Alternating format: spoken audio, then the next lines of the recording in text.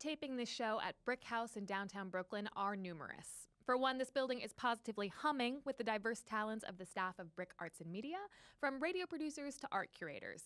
Then you have the teens from Brooklyn Tech hanging out in the lobby, keeping us hip and with it. But one of the best parts is that just outside this studio is a large and legit art gallery, which hosts about half a dozen amazingly curated exhibitions a year. The current show is called The Portrait is Political, spotlighting marginalized or under-recognized socially active communities in the borough. One of the artists whose work is on display is Jaishri Abichandani, who is showing a number of paintings of feminist activists of South Asian descent. We are happy to welcome her to Moment 2BK. Thank you so much for having me. So tell me, were these paintings specifically created for this exhibition, or did you already have them in your body of work?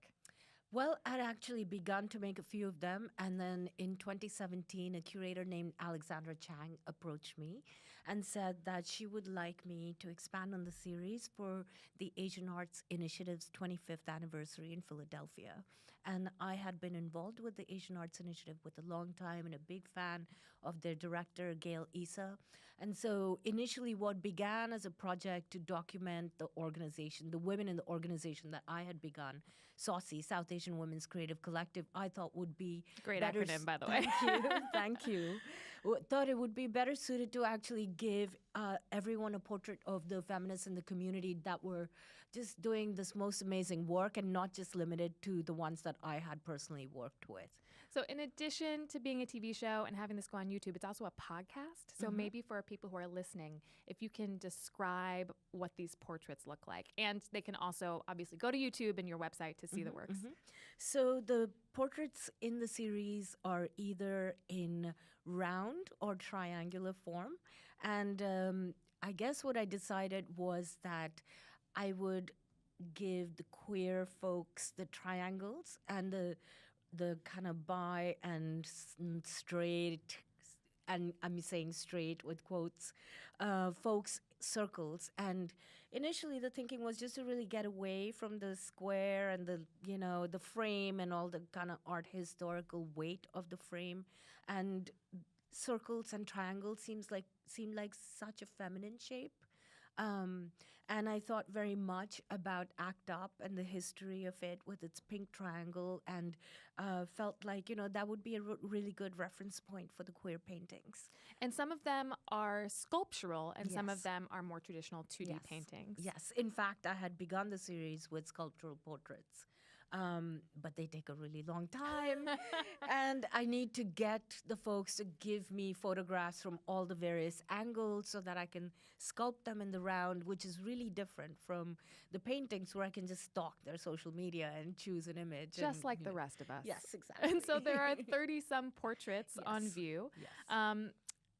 The title of this show, of which you are part, is The Portrait is Political. Tell me how that informed your thinking about how to represent your subjects. I mean, I just couldn't imagine a more perfect title because it references so much the feminist adage, and all my work is feminist. And so it feels like a really great framing for the series. Really.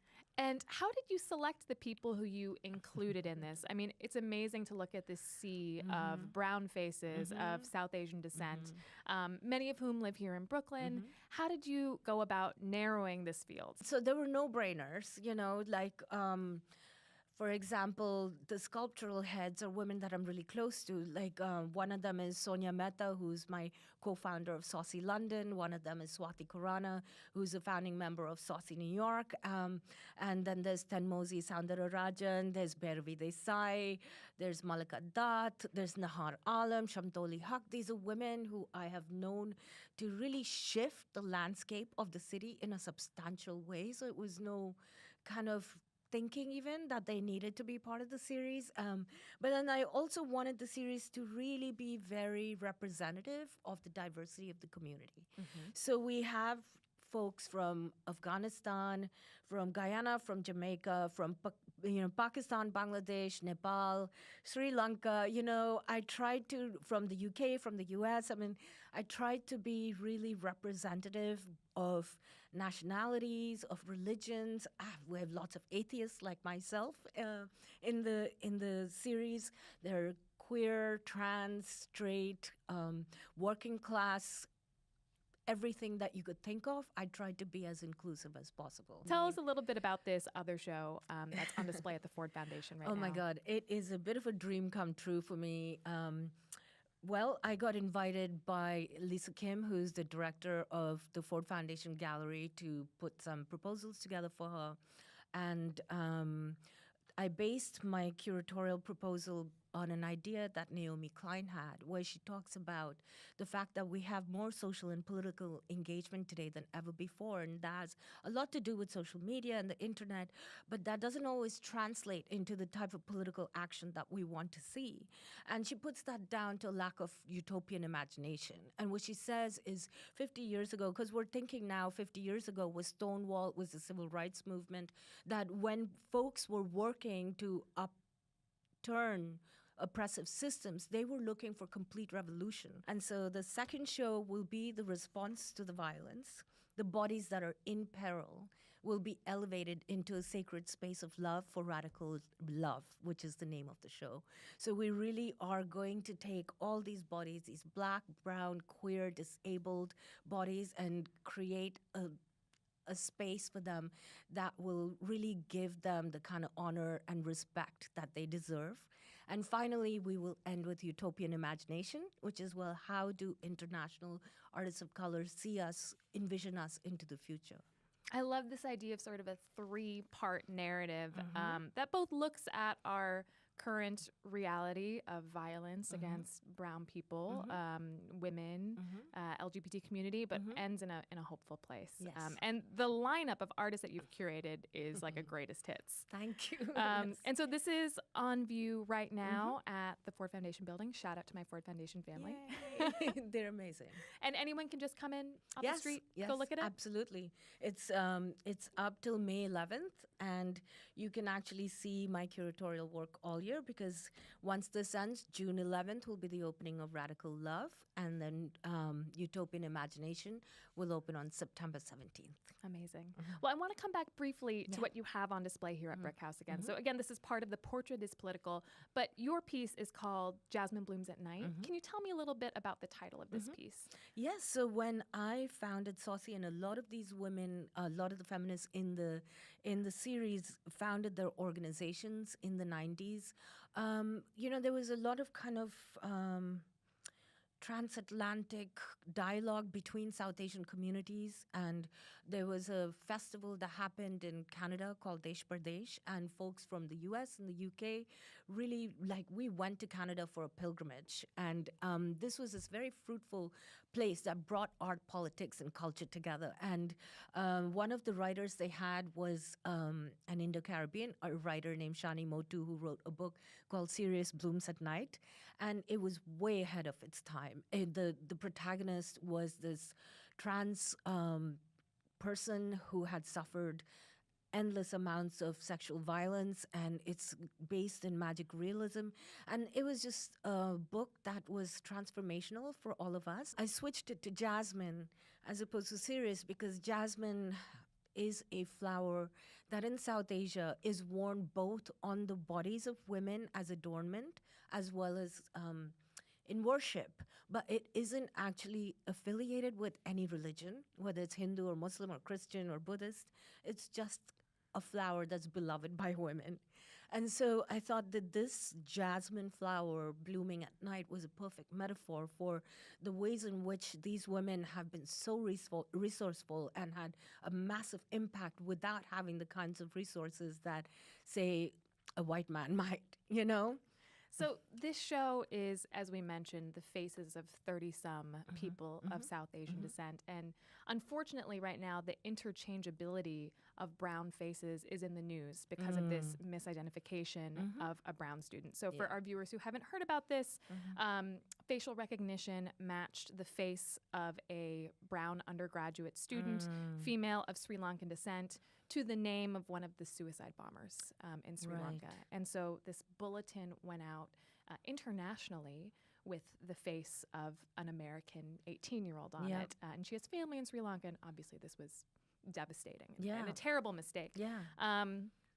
I'm curious about what you think that says about the way that South Asian and brown faces are perceived, and what you hope that the audience takes away by spending time with the faces of these 30-some feminists of South Asian descent in this gallery? Yeah, I mean, I think that it has been a really big challenge being South Asian in the United States after 9/11 happened. Our community was suddenly targeted and scrutinized, and that hasn't changed. And since Trump has been in office, there has been a massive uptick in this kind of racist violence.